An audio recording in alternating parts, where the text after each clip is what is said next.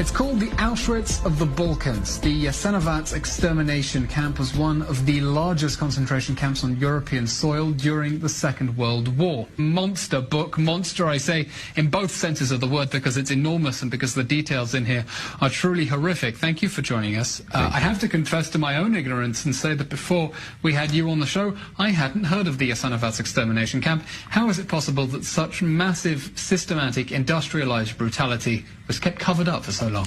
It's mostly due to the politics of Tito, who wanted to unite the various countries who consisted Yugoslavia, former Yugoslavia, and one of the methods of unity was to wipe out the past, and the past was too problematic for the people of Yugoslavia, so they had to forget about Jasenovac and other horrible crimes which were perpetrated. So what are we talking about then with Jasenovac? A camp that, who did it house? How did they kill them? Why? It's not one camp, it's a chain of camps. It's an empire of dozens of camps. The most notorious one was Jasenovac, but there were many others in which hundreds of thousands of Serbs, Jews, Sinti and Roma and other innocent victims were brutally, really brutally murdered by 57 methods of killing, which I am describing in the book.